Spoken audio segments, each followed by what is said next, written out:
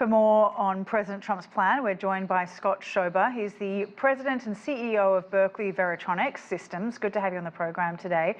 Now, this plan, as we heard, opens the door for companies to develop the technology free of oversight and safeguards. Also, though, as we heard at the end of that report, ideological bias. What does this mean? Is this an attack on a woke agenda, or is this an attempt to free all technology of any kind of political bias?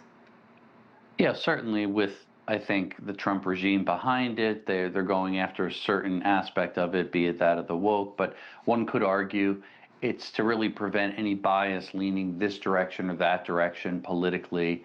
And it's difficult to do that, obviously, because, again, these are computers, these are algorithms.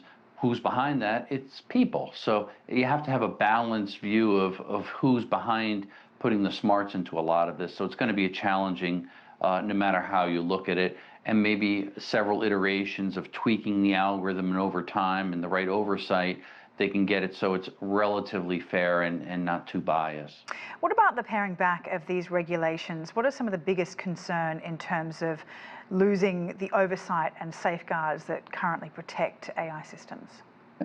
That's a great point, and that's probably where I have the biggest concern. A lot of the things that the Biden administration put in place were to safeguard so not too much could get out there to other countries. In this case, they're certainly lowering the bar in a sense and really pushing to get software and hardware out there to the masses, to other countries, so the United States could certainly prosper and sell a lot of this. It's not just going to be contained and used internal to the United States, really from a global standpoint. So incredible amount of money that comes in, but as with all things, when it gets out there into the open, and there obviously has to be some transparency how to communicate between the hardware and the software, it opens up vulnerabilities. So if you look at countries like China or other countries that might get a hold of this technology, it could easily be misused and could be used for data collection and surveillance and other things that have huge cybersecurity implications that I think all of us are very concerned about. So finding that balancing act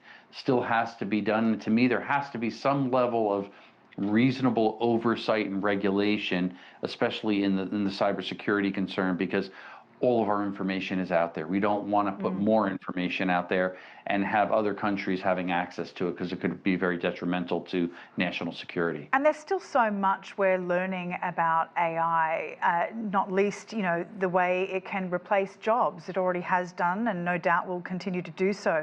In this quest that the US has to make, Washington or America the AI capital of the world, do you think this is the plan that's going to bring jobs and make America work again?